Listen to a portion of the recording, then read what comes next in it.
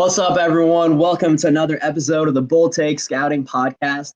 Today, we've got a special guest, Louisiana cornerback, and who was honorable mention all Sun Belt last year, Mekhi Garner. Already getting a lot of buzz in the NFL draft community. How are you doing today, Mekhi? I'm doing great. I'm good over here. I'm doing great. Thanks for joining us. Yeah, so Mekhi, we'll just get started with this interview. We'll start off with a few easy questions. The first one, when did you start playing football, and then when was the moment that you fell in love with the game? So when I started like at 4 years old. So I've been playing football for a long time. You know what I mean? And when I really fell in love with football, it's probably my junior year at high school when I realized how far I could go with this football stuff. You know what I mean? So. Yeah, we've had a couple other people on the podcast that have also started playing when they were like 4 or 5 years old. And I always bring up seeing the little kids run around with the completely oversized helmets. It's like the funniest thing to watch. I started playing a little later than that, but yeah, I mean, 4, that's pretty young. And do you have a favorite memory or a favorite game from your football career this far? This far, I would probably say the best thing I could have did was Georgia State game last year. Getting my first ever start, at this D1 level type stuff, and coming up with a big play, making a big play, making my name known. So I think that was probably the most memorable favorite memory. Yeah, for anyone who's watching that, it was an interception of Georgia State quarterback Quad Brown towards the end of the first half. Ended up being a win in overtime. So obviously a really crucial play, and what a way to cap off your first start. And let's go back to your recruiting process. You committed to Texas Tech, and you decommitted and attended Navarro College, which is a junior college in Texas. How was that process like, and what did you really get out of being able to play JUCO a year before you came to Louisiana? It was a long road, you know what I'm saying? But Mom always told me, like, it's not where you start, it's where you finish. So, I mean, JUCO wasn't my only route. It wasn't my only route. I had a few, like, walk-on, like, blue shirt, gray shirts type of offers and walk-ons. But, I chose the route because I knew I would make it out of JUCO. So, I went JUCO. You know what I'm saying? I made some of the closest friends that still with me today. Like, I would call, like, if I call them right now and ask for $100 just because I need it, you know what I'm saying? They're going to give it to me just how tight we was and like in a matter of a year. We're like one of the closest friends. So, and then JUCO, on top of that, it's just JUCO, man. It's not for everybody. But if you make it out, man, you got a lot of proof for you and your family and also your friends, you know what I'm saying? And JUCO, I'd say it was fun because I had to make a big change because I was playing with people that were way older than me. Like, you know what I'm saying? I was a true freshman starting. I was probably one of the only true freshmen on our team that started as a true freshman that year. And, I'm blessed that I made it out. I'm super blessed that I made it out of that situation. Yeah, you actually had a handful of offers coming out of Navarro, including schools like Utah State, North Texas. So what made you choose Louisiana over some of these other schools? Man, I want to say Patrick Tony, our DC. You know what I'm saying? He been trying to recruit me since I was in high school, back when I was committed to Texas Tech and everything. I think that was one. And then the campus. I fell in love with the campus, really. And then really the culture that we built that they put in my head before I even got there. You know what I'm saying? Like, I could be something here. You know what I'm saying? Yeah, culture is definitely a huge thing about recruiting and about building teams in general. I think a lot of people just look at strictly the coaches, the talent that has come from that specific school to the NFL level. But I think what a lot of people don't realize is the amount of other things that go into recruiting, like you mentioned, the culture, the defensive coordinator. A lot of people just think it's, how quickly can I get from, this college to the next level? But there's so much more than that. So let's talk about your tape. for a little bit. You played 2 games in 2019. 2020 was your first like full year of starting.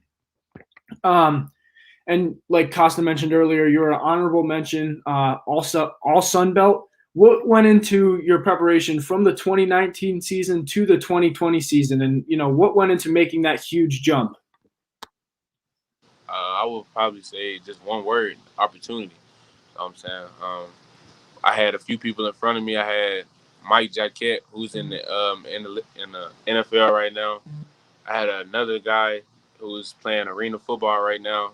So I mean, I think it's just opportunity. When my opportunity came, I made the best of my opportunity, and the rest is history.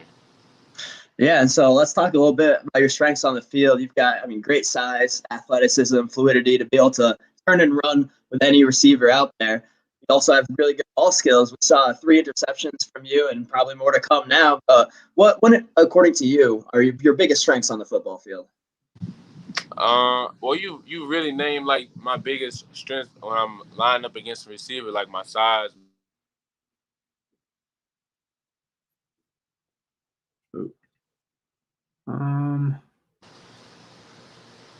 It's still here. Oh Yeah, yeah, you're good now. All right. Yeah. So back like I was saying, I think like you said, like my biggest strengths was my strength and my size and my length. I think that gives me a plus when I'm lining against a great receiver or a great receiver.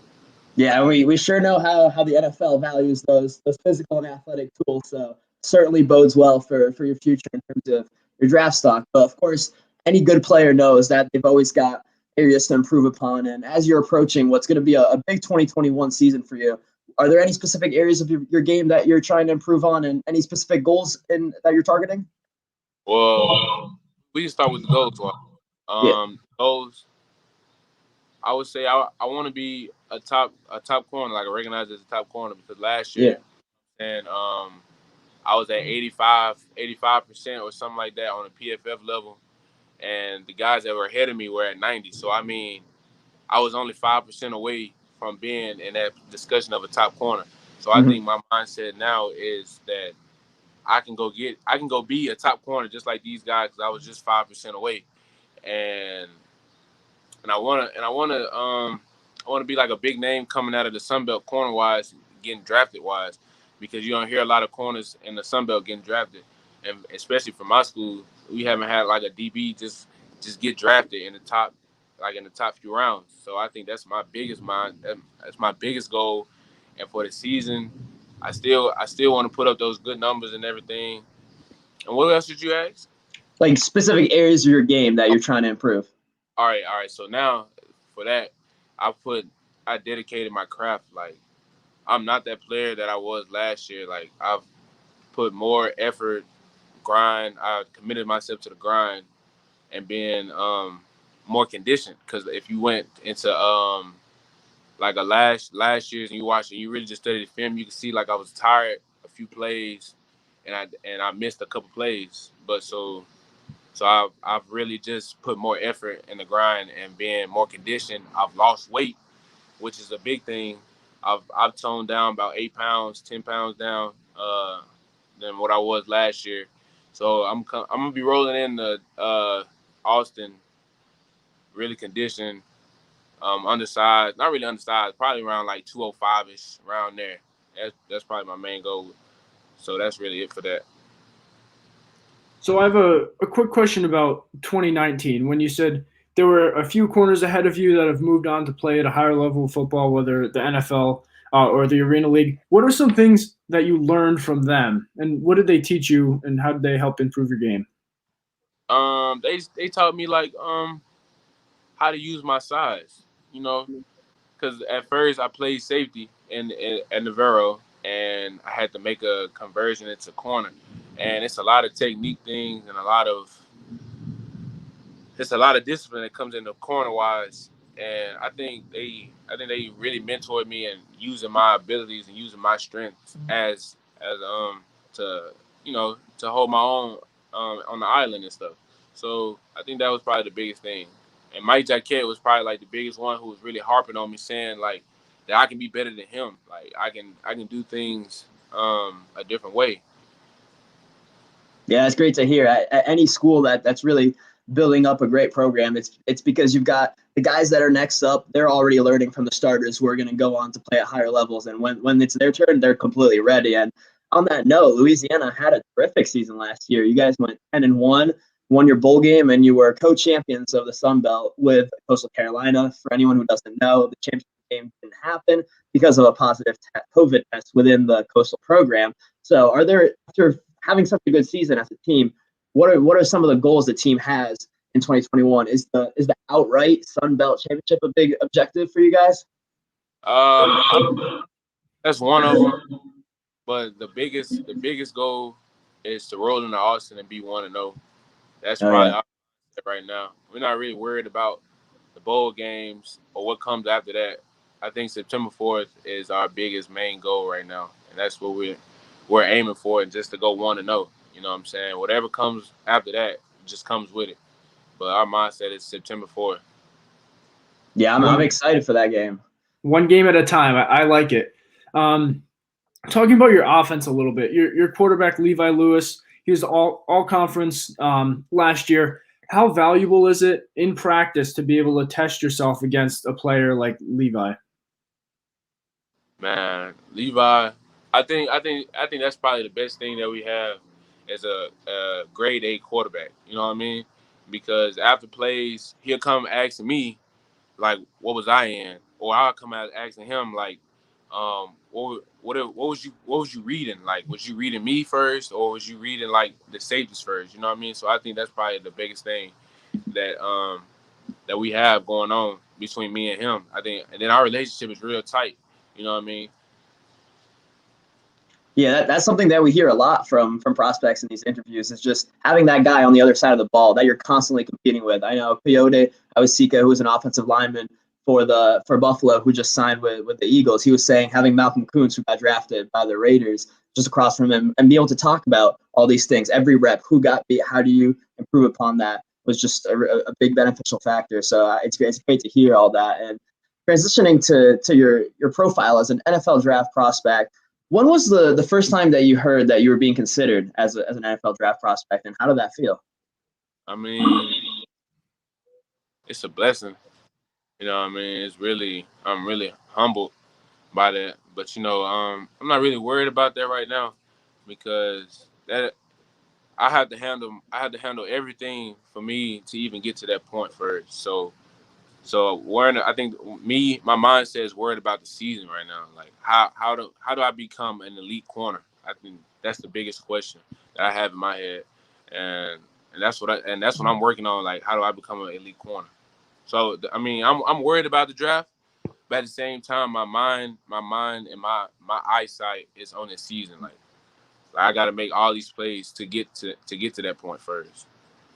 I think that's a really respectable trait of, not letting yourself get too ahead. You know that you're in the conversation as an NFL draft prospect, but you're still focused on making yourself better at your craft. And, you're still playing for Louisiana Lafayette right now. You got to work with your teammates. You have goals for this season right now. I know you talked about the first game of the season, which I think is great. But, I mean, obviously you guys want to build on the season that you had in 2020 and improve on that as well. So I think it's great that, it's in the back of your head, that's your goals, that's where you're going, but it's nice to know that you're, taking it one step at a time and not letting yourself get too ahead of yourself. Right. Yeah, and feel free to pass on this question if you don't want to get into this right now. But if you were able to have a great season, establish yourself as an elite corner as you really want to be, and you can be, would you be considering declaring for the draft after this season if you're in a position to be a high pick?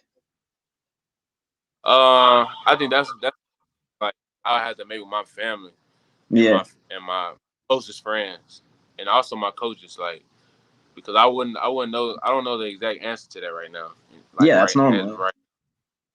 So I think that would just be one of those questions. Like, I would come together. We all had to come together, and then I would make my decision. But as of right now, probably not. I'll probably stay one more year just to solidify.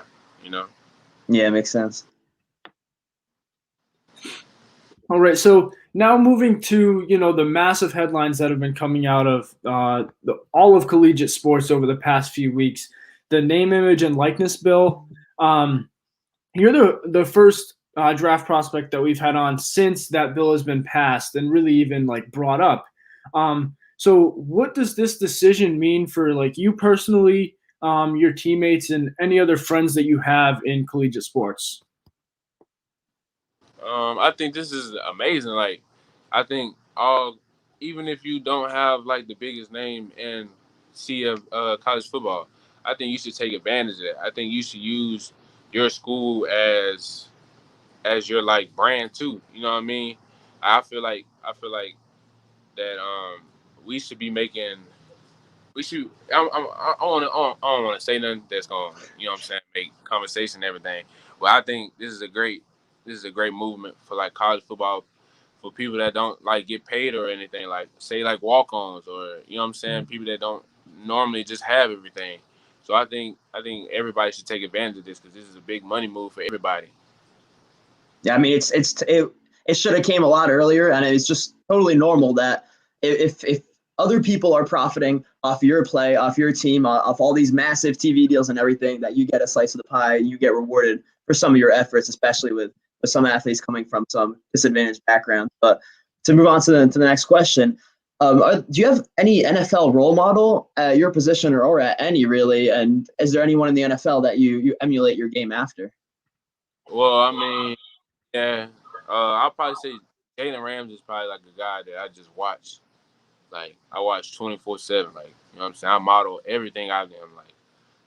I'm just as big, just as fast. I'm literally everything that he is. So I'm really model my game, but I also get my game day energy, my personality wise, from Jamal Adams, because that's the guy that leads his team. That's the guy that I would want to be in this upcoming season, a vocal guy. 'Cause I'm really not a vocal guy. I'm really a lead by example type of player. So I think the Jamal Adams type of personality, walking into the game, having our team lit before the game, having that type of leadership on the team, and then but also playing with that type of dominance of a Jalen Ramsey type of guy. So that's just, those are the two guys that I just look up to. I think those are definitely two guys that any coach looking for a defensive back would love to hear, as people that they strive to be like. Moving on to we just have a couple more questions. This is a question that we like to ask all the prospects we interview. Who is the best player that you've played against in college? The best player I played against? Tough question. Yeah, it is. I would probably say the cat from UTSA. I don't really know his name. Number 18, I think. Mm-hmm. I don't really know his name, but you know what I'm saying? He was the first and only dude to ever catch a touchdown on me. He was probably the only dude to ever just catch over 40 yards over me, I think. Yeah, he's probably the only dude so far that ever just did that so far. So I'll probably say that's, yeah, Zachary Franklin, right? yeah. So I'll probably say that's probably the only dude that's just ever, probably the best player that I've played against. So yeah, you can just put it like that. Yeah, it's always interesting to hear that, because there's always who are the biggest names, but at the same time, if you're hearing it from a player directly, and there's always game respects game. So it's great to hear what specific people say. And for our last question, we always like to end off on this inspirational note. This might be a little bit of a tough question also, but what is the best piece of advice you've ever received from a player or a coach, or really anyone in your football journey thus far? Actually, our new corners coach. He just came in, Louisiana Tech. You know what I'm saying? I didn't really know him at the time, but now we established a relationship. You know what I'm saying? And we real tight. And he gave me probably one of the best advice that I've heard so far. And it was just be you. You know what I'm saying? So I really use that, because I really tell myself just be myself, because at the end of the day, you're gonna go in the mirror and look at yourself, and you're gonna have to tell yourself, did you do something good today, or did you do something bad today? And I think just be you is more of why do I have to be somebody else? myself is probably the best. I'm probably better than anyone else in my head. You know what I'm saying? That's how I think. So I mean, just be you is probably something that's really just been stuck on me so far. It's just be you. Those 3 words. Just be you. I love that because, and if anyone's watching, everyone watching this right now, you got to embrace that too, because if you believe in yourself as a person, as a player, etc., then just be you, because that'll get you far. And so thank you so much for joining us, Mekhi, and we wish you the best of luck. For sure. I sure. Yeah, thank you for coming on. Like Kosta said, good luck in this upcoming season and whatever the future holds for you. Again, thanks for coming on. And to everyone listening, we'll be back again soon with another Bold Take Scouting podcast.